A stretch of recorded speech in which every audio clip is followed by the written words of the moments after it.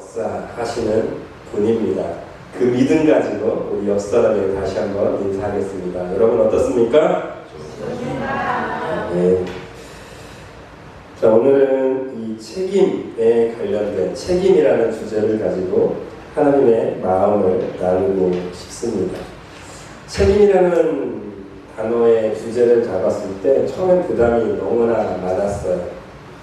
왜냐면 저도 책임을 질 만한 감이 안 된다는 생각 때문이었습니다. 책임이라는 것을 생각했을 때 뭔가 대담해야 될 것 같았어요. 뭔가 부담이 되었고, 과연 나는 책임을 다하고 있나? 혹은 책임을 지고 있는가? 글쎄요. 이렇게 대답하는 마음이 있었기 때문에 부담이 있었어요. 그래서 제목을 바꾸고 싶은 마음도 있었지만 부담이 없이 책임을 다하는 마음이라 여겨서 그냥 책임이라고 단순 명료하게 정해보았습니다. 바라기는 두려움과 걱정, 근심과 염려로 이 단어를 갖지 마시고 하나님께서 하실 것이라는 믿음과 소망, 그 희망을 가지고 오늘 말씀에 임하게 되시기를, 그 말씀을 받으시기를 예수님의 이름으로 축복드립니다. 오늘 말씀 책임이라는 단어는 제가 콩글리시입니다. 발음은 어느 정도 이해하고 들어주시길 바라겠습니다. 이 영어에서 이 책임이라는 단어를 두 가지로 이렇게 해석하더라고요. 첫 번째는 responsibility라는 단어예요. 그러니까 응답하는 능력이라는, 이 응답하다라고 하고 이 상대하다라는 능력이라는 단어의 합성이에요. 그러니까 첫 번째 책임이라는 responsibility라는 뜻은 대처할 수 있는 능력에 대해서 얘기하는 거예요. 공경에 처했을 때, 어려움을 당했을 때 그 위기를 잘 극복하는 능력, 이게 책임감, 책임이라는 뜻이 있다라는 거예요. 두 번째는 이게 accountability라고 하더라고요. accountability. 이것도 이 ability라는 뜻과 account라는 이 단어의 합성 단어인데요. 이것은 책임 소재를 논할 때 얘기하는 거예요. 교회에 문제가 생겼어요. 그 책임을 물을 때 저를 바라보시잖아요. 그때는 이 accountable이라는 이 단어, ability라는 이 단어를 쓰는 거예요. 책임 소재를 분명히 하고 싶을 때. 그래서 책임을 물어서 사임을 하게 하거나 책임을 물어서 벌을 주거나 이럴 때는 이 단어를 쓴다는 거예요. 그런데 오늘 본문에서 사용하고 싶은, 특별히 오늘 말씀의 제목으로 사용하고 싶은 이 책임이라는 단어에서는 책임을 묻는 단어, 이 accountability라는 이 단어가 아니라 responsibility라는 단어. 어떤 상황과 어떤 어려움 속에서 그것을 대처하거나 극복할 수 있는 능력, 그 책임에 대해서 우리는 말씀을 나누고 싶습니다. 왜냐하면 오늘 보면 나오미 그리고 룻은 극한 어려움에 처해 있습니다. 그리고 보아스는 어쩌면 굳이 처해지지 않아도 될 위험을 스스로 초래하게 됩니다. 그런데 이 두 사람, 이 세 사람 다 이 어려움과 환난을 극복하게 되므로 이 일이 역전이 돼요. 하나님의 일하심의 역전으로, 하나님의 능력으로 새로운 국면을 맞이하는 기회로 잡게 됩니다. 그런 의미에서 저는 여러분들에게 오늘 축복하고 싶습니다. 여러분들의 가정에서 책임을 다하십시오. 여러분들의 교회에서 책임을 다하십시오.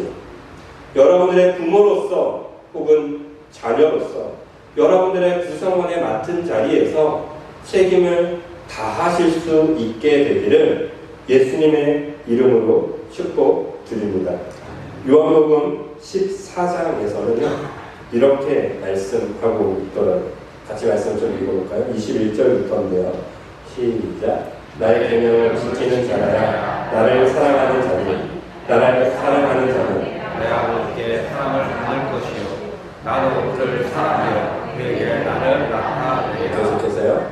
가로진 아니 유다가 이르되 주여 어찌하여 자기를 우리에게 나타내시고 세상에는 아니하려 하시나이까? 예수께서 대답하여 이르시되 사람이 나를 사랑하면 내 말을 지키리니 내 아버지께서 그를 사랑하실 것이요 우리가 그에게 가서 거처를 그와 함께 하리라. 계속해서요. 나를 사랑하지 아니하는 자는 내 말을 지키지 아니하나니 너희가 듣는 말은 내 말이 아니요 나를 보내신 아버지의 말씀이니라. 아멘. 우리가 책임을 다해야 될 이유, 요한복음 14장에서 너무 명확하게 얘기하고 있습니다. 하나님을 사랑한다면 하나님의 말씀을 들어야 되는데 하나님의 말씀을 듣는 자라야 하나님을 사랑하는 자라고 얘기하고 있습니다. 그 하나님의 사랑하는 자는 결국 다시 돌아와서 하나님의 말씀을 따를 것이다 라고 예수님께서 말씀합니다. 나는 그 하나님의 말씀을 전하고 있다 라고 얘기해요. 근데 그 말씀이 뭔지 아세요? 이전에 선포했어요. 난 죽을 거다 라는 거예요. 난 돈 많이 벌 거야. 난 이스라엘 왕으로서 살 거야. 너희가 기대하는 로마로부터의 압제를 내가 구원해 줄 거야 라고 하지 않으시고 난 곧 죽을 거야 라고 한다. 그러니까 그 말을 들은 제자들이 난리가 나는 거죠. 그럴 수 없다 라고 하기도 하고 그래서는 안 된다 라고 하기도 합니다. 도저히 그 말에 납득할 수가 없는 거죠. 저라도 그러겠습니다. 3년 반 동안 예수님을 열심히 쫓아다닌 이유가 뭐였겠어요? 솔직히 여러분 솔직해져 보자고요.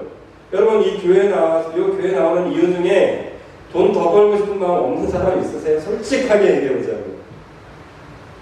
명예 얻고 싶은 마음 없는 사람 있냐고요. 예수님 잘 믿어서 그것도 얻고 싶은 마음 솔직히 다 있잖아요. 근데 저는 그걸 나무라고 싶진 않아요. 잘못됐다 얘기하고 싶지도 않아요. 그런데 예수님은 진짜 전하고 싶은 이유가 있어요. 전 진짜 말하고 싶은 말씀이 있었다고요.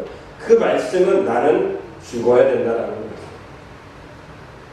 그러니까 예수님의 제자들, 내가 그동안 꼼꼼물을 바라보고 있었던 그 마음들이 무너져 버립니다.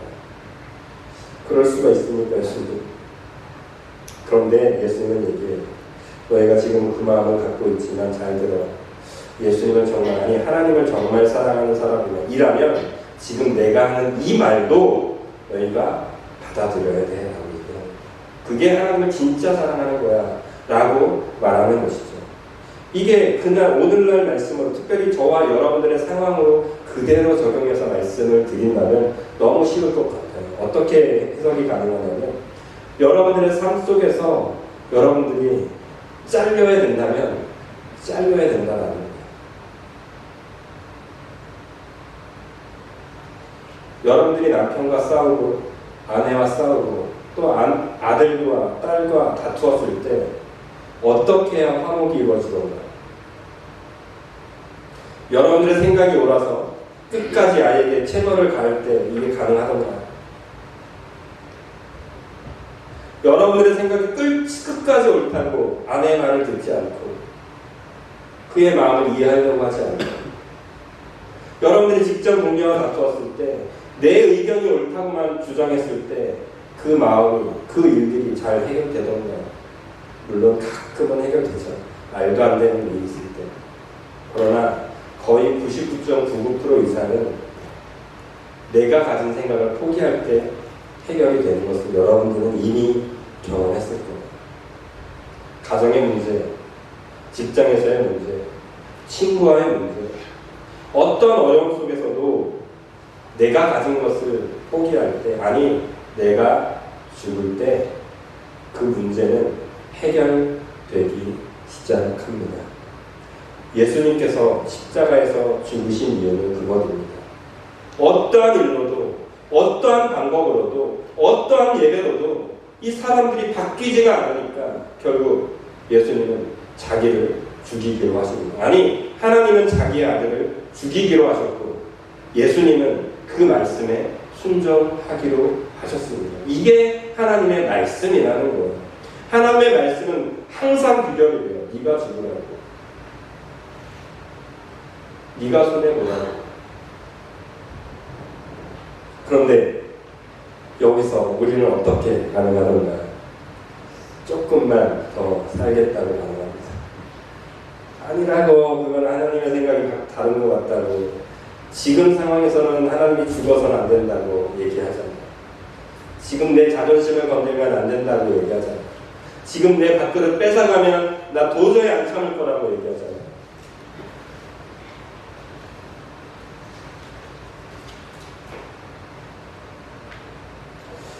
오늘 말씀의 제목은 책임이라고 말씀을 드렸어요. 그런데 왜 갑자기 죽음에 대해서 얘기하느냐?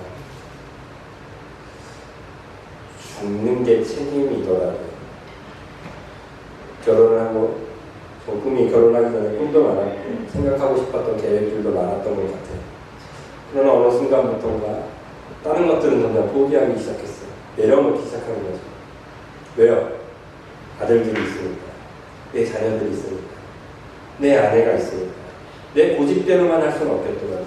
내 생각대로만 할 수 없겠더라고요. 내가 가진 것들을 하나하나 죽여나가는 게 아빠로서는 점점 완성되어지고 있는 것들이라고요. 아빠로서의 책임을 다하려면 점점 내가 많은 것들을 죽여야 내가 점점 아빠로서 살아가고 있더라고요. 여러분들은 그리스도인으로서 점점 살아가고 계십니까? 아니면 점점 죽어가고 계십니까? 신앙생활을 오래 하신 분일수록 점점 죽어야 돼요. 그래서 여러분들에게 어떤 막 쿡 찔림이 있어도 그냥 허허 웃을 줄 아셔야 돼요. 쿡 찔렀을 때 내가 몇 년 동안 예수님을 믿었는데, 내가 성경을 몇 번이나 읽었는데, 내가 얼마나 어려움 속에서 하나님을 믿고서 내가 이렇게 달려왔는데 지금 누구에게 훈계하려고 하는 거예요. 그것이 아니라 어떤 말이, 어떤 공격이 들어와도 우리는 어떻게 해야 돼요? 죽으면 돼요. 그래요. 알겠어. 저는 우리 교회에 와서 그걸 많이 봐요. 이 권사님들에게 제가 때는 무리한 걸 요구해요. 근데 허허 웃고 말아요. 내성이 대단을 하신 것 같아요. 그래야 된다라고요. 그런데 하나님의 말씀 앞에서도 그렇게 되기 어려워요. 때론 부담이 됐고, 때론 어려움이 느껴질 때도 있을 텐데, 그럴 때 웃어주세요. 여러분을 정말 죽이지 않아요, 정말로. 하나님께서 여러분들을 정말 죽일 만한 것들 가지고 여러분을 죽이지 않으신다니까. 죽이실 거였으면 죄송합니다. 벌써 데려가셨어요. 죄 짓기 전에, 하나님의 뜻을 거역하기 전에, 여러분들이 하나님과 멀어지기 전에 이미 데려가셨어요. 하나님이 얼마나 계획적인 분이신데. 하나님은 오늘도 여러분들에게 책임을 묻고 계십니다. 아니, 책임을 다할 것을 기대하고 계십니다. 그러려면 오늘도 예수님처럼 죽으십시오. 내일도 예수님처럼 죽기로 작정하시기를 예수님의 이름으로 축복드립니다. 이 책임을 다하기 위해서 오늘 본문에서 몇 가지 충고에 대해서 이야기해요. 어떻게 하면 책임을 다할 수 있는가? 첫 번째에 대해서는 이렇게 얘기하더라고요. 책임을 다하기 위해서는 지혜가 필요하다라고 얘기를 하고 있습니다. 무슨 말인가? 룻과 나오미가 어려운 환경 속에 있었습니다. 어려운 공경에 처해지게 되었습니다. 하나님이 주신 기회로 이삭을 기를 수 있는 좋은 땅을 얻었고 좋은 사람을 만나게 하셨습니다. 그리고 나서 6절부터 오늘 본문이 펼쳐지게 되는데, 나오미가 듣게 된 거예요. 보아스는 우리 친족이라는, 기업 물을 사람이라는 정보를 얻게 되었습니다. 아니, 알고 있었습니다. 그래서 룻에게 이야기하는 거예요. 앞으로 다른 밭 가지 말고 어떻게 해요? 그 밭만 가요. 그리고 그 밭에서 얻는 소산물들을 가지고 오면 될 것 같다고. 그 사람이 누구라고요? 기업 물을 자다 라고 하는 정보를 제공해 줍니다. 우리는 종종 알지 못해서 당할 때가 있어. 법을 알지 못해서. 그렇죠? 경찰이 여러분 잡으면 보통 뭐라고 대부분 변명이 몰랐어요 라고요. 물론 알면서 그런 경우도 많긴 하지만 진짜 몰랐을 때도 있어요. 그죠? 어느 날 통지서가 나가. 그건 뭐였냐면 과속 딱 띄었어요. 알고 지나가는 사람은 없어요. 그죠? 순간적으로 정말 잊어버리는 거죠. 하나님의 명령에 대해서 우리가 잘 준행하지 못하는 이유는 기억하셔야 돼요. 알지 못하기 때문입니다. 여러분들이 사실 알고 있다는 것도 사실은 잊어버릴 때가 많아요. 아니, 인식하지 못할 때가 많아요. 마치 과속 카메라를 뻔히 저기 있는 걸 알면서도 내가 어떻게 해요? 습관처럼 악셀을 밟는 거예요. 이건 사실 모르는 거예요. 알면 브레이크를 밟아야죠. 알면 그 속도에 준하는 속도로 지나가야죠. 여러분들이 착각하시면 안 돼요. 나는 신앙을 많이 했기 때문에 잘 알아. 아니요, 알면 행동하게 됩니다. 알면 멈추게 된다니까요. 알면 사랑할 수밖에 없다니까요. 알면 죽을 수밖에 없다니까요. 여러분들이 모르기 때문에 하지 않는 거죠. 성경에서 잠언에서는 얘기하죠. 하나님을 아는 것이 뭐라고 해요? 지혜의 시작, 근본이라고 해요. 여러분들이 하나님이 주시는 이 지혜를 진짜 얻고 싶으시면 하나님을 오늘부터 더 경외하셔야 돼요. 이 예배 시간에만 예쁜 옷 입고 멋진 옷 입고 찬양만 올려드리는 그런 것이 아니라 여러분들의 삶 속에서 하나님을 경외하는 시간들을 늘려가셔야 돼요. 말씀 보는 시간, 기도하는 시간, 찬양하는 시간, 이런 것들을 채워나가셔야 된다고요. 제가 왜 여러분들에게 저기 뒤에 있는 중보 기도 카드에 중보 제목에 중보 자원세를 자꾸 쓰라고 하는지 아세요? 제가 기도 시간을 제가 체크해 봤어요. 여기 와서 아침에 5시 조금 넘어서 와서 기도하기 시작해서 6시에 새벽 예배 들어가니까 15분에서 20분 정도에 끝나거든요. 그리고 나서 기도 시간이 한 30분에서 40분 또 진행이 돼요. 못해도, 제가 못했을 때 1시간은 기도하더라고요. 근데 24시간 중에 적어도 11조는 하나님께 기도하고 싶더라고요. 이 자리에서. 그걸 하나님께서 기뻐하실 거라는 마음이 너무나 강하게 들었어요. 그래서 여러분들이 호소하는 거예요. 저 뒤에서 제가 1시간은 채울게요. 여러분들 나머지 1시간 좀 채우자고요. 우리 죄송합니다. 성민교회를 사랑하시는 하나님이 우리를 얼마나 사랑하는지, 그리고 하나님을 경외하는 마음을 우리가 적어도 11조만큼은 채우자는 얘기예요. 시간의 11조를 좀 채우자는 얘기예요. 부탁드려요. 하나님을 경외하는 교회, 하나님의 지혜를 얻는 교회, 그러기 위해서 하나님께 나아가는 중보의 자리를 외면하지 말아 주십시오. 하나님께서 주신 명령에, 하나님이 주신 사명에 책임을 지는 일은 기도의 자리, 영성의 자리, 또 하나님의 지혜를 구하는 경외의 자리를 포기하지 않는 교회여야 합니다. 그것이 책임 있는 교회이고 책임을 다하는 성도입니다. 두 번째로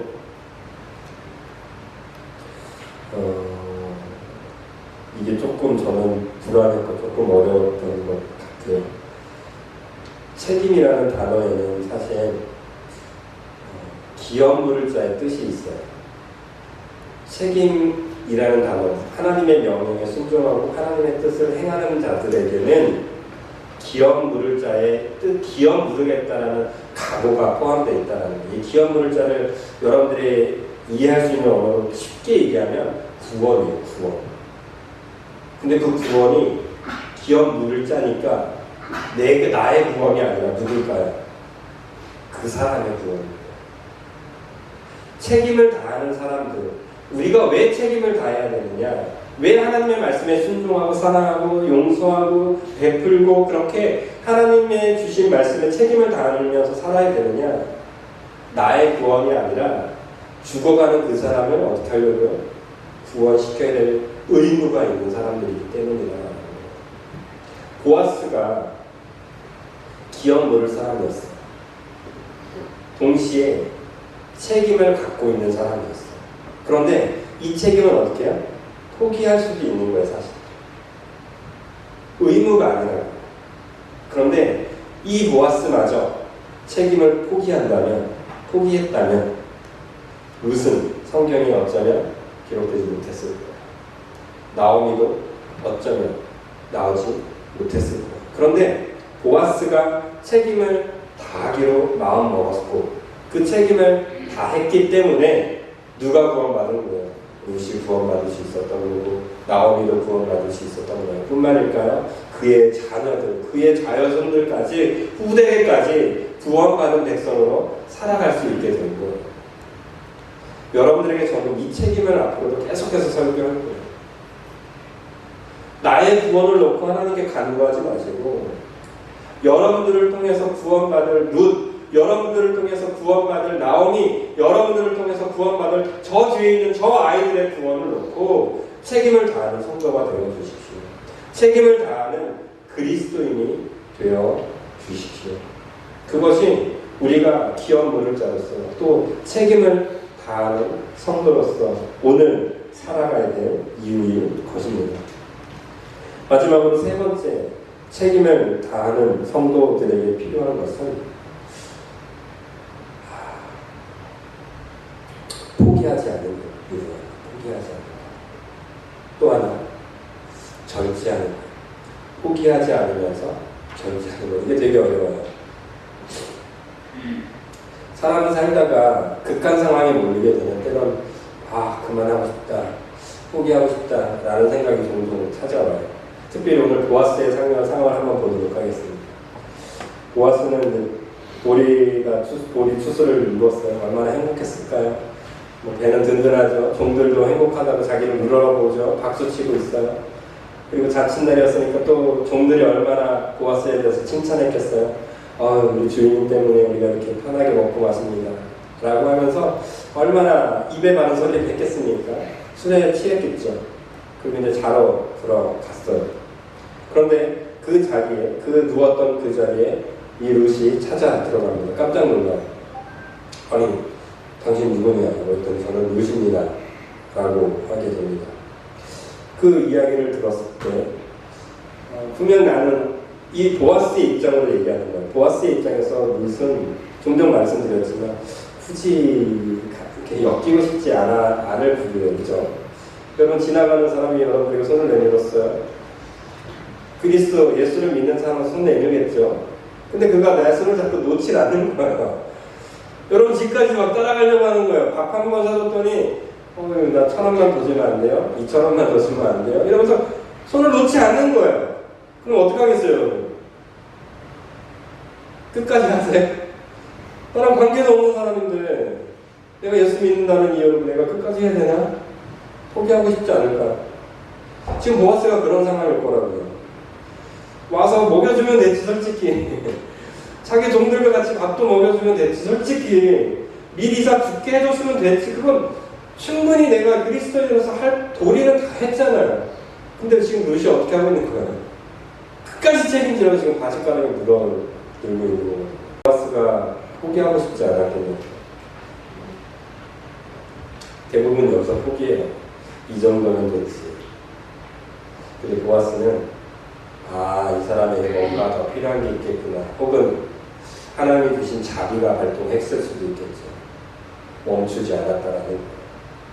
내가 할 만큼 했으면 됐지 해서 멈춘 것이 아니라 그가 필요에 채우기 다하기까지, 그가 구원을 완전히 이루기까지, 기업 물을 자로서의 사명을 다하기까지 그는 포기하지 않았어요. 심지어 보아스보다 기업 물을 자의 순서, 친족이 더 가까운 친족이 있었다고 본문은 이야기해요. 그가 책임을 다하지 않으면 자기가 어떻게 하겠다고요? 내가 그 책임을 다하겠다는 거예요. 책임은 포기하지 않는 것입니다. 여러분들이 여러분들의 자녀를 포기하지 않았기 때문에 지금 여러분들의 자녀가 그렇게 살 수 있는 겁니다. 반대로 우리의 믿음의 선배들이 저와 여러분들을 포기하지 않고 사랑으로 안아줬기 때문에 지금 여러분들이 이 자리에 있는 거예요. 우리의 다음 세대들 걱정되시나요? 포기하지 마세요. 기도의 자리를 포기하지 마시고, 찬양의 자리를 포기하지 마시고, 예배의 자리를 포기하지 마시고, 그들이 손 내밀 때, 그들이 안아달라고 할 때, 나를 불쌍히 여겨달라고 할 때 한 번 더 쳐다봐 주시고, 여러분들이 도울 수 있는, 여러분들이 할 수 있는 방법을 찾아내십시오. 또 하나, 포기하지 않으면 해야 될 것이 뭐냐면 절제예요. 절제. 지금 보아스의 입장에서는 기고만장할 수 있는 입장이에요. 자기를 도와달라는 이방인 여자가 자기의 침실에 들어왔어요. 언제든지 그 여자를 탐할 수도 있고 범할 수도 있습니다. 그러나 하지 않아요. 또 그 여자가 루시, 당신이 나의 친족입니다. 키 없는 자입니다. 라고 할 때 오케이, 앞으로 내가 너를 책임질게 라고 바로 말할 수도 있어요. 그런데 보아스는 거기서 말하지 않아요. 확답하지 않아요. 어떻게 해요? 아니야, 나보다 더 가까운 친척이 있어. 그 사람이 먼저 물어볼 거야 라고 합니다. 할 수 있는데 멈춰요. 해도 되는데 하지 않아요. 이게 절제예요. 여러분들이 하나님을 믿으면서, 예수 그리스도를 믿으면서 이런 절제가 필요해요. 여러분들이 가진 능력이 있어요. 술 마실 수 있어요. 또 낙한 일들을 행할 수 있어요. 나쁜 일도 다 할 수 있어요. 이걸 한다고 하나님께서 여러분들을 다리 몽둥이 부시지 않을 거예요. 여러분들이 다 열려 있어요. 그런데 하지 않는 거예요. 그게 절제. 할 수 있는데 하지 않는 거예요. 하나님은 저와 여러분들에게 책임을 주실 때 이 절제도 함께 허락하십니다. 아니, 절제가 있게 하십니다. 절제가 있는 책임을 주십니다. 여러분들이 가진 능력이 있습니까? 돈이 있습니까? 건강이 있습니까? 절제할 수 있길 바랍니다. 절제할 때 진정한 능력, 진정한 사랑, 진정한 베품이 함께 더해질 수 있게 되기 때문입니다. 오늘 말씀은 이렇게 정리하고 싶습니다. 하나님의 말씀에 대해, 명령에 대해 순종하는 그 책임을 다하려고 하는 마음이 여러분 가운데 좀 들길 바라고요. 그 마음이, 그 도전이 들었다면 정말 중요한 게 있어요. 아까 말한 이 세 가지도 중요해요. 하나님께 구해야 돼요. 그러나 무엇보다 중요한 게 있어요. 그건 타이밍입니다. 보아스가 움직여야 될 타이밍이 있고요. 룻이 움직여야 될 타이밍이 있고요. 나오미가 움직여야 될 타이밍이 있어요. 오늘 본문에서는 그게 다 시기적절하게 가장 좋은 방법으로 움직이게 돼요. 여기서 보아스가, 룻이 나오미 시어머니의 말씀에 시어머니 그건 좀 제가 생각해 봐야 되겠어요. 도저히 여자 입장에서 그런 처참한 비참한 일은 내가 행할 수 없을 것 같아요. 내가 조금 더 배 굶어보면, 내가 조금 더 아파보면, 처절해지면 그때는 한번 찾아가 볼게요. 그러지 않아요. 어떻게 했어요? 나오미가 말한 그날 그 밤에 움직여요.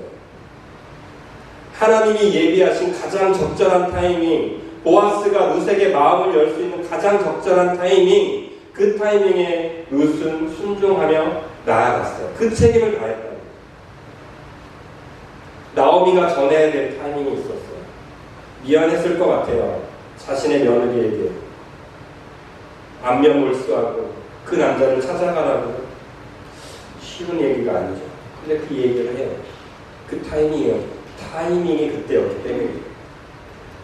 보아스가 그 타작마당에 자기 집도 아니라 그 잔치자리에 어떻게 그 타이밍에 그 자리에 있을 수 있겠냐고.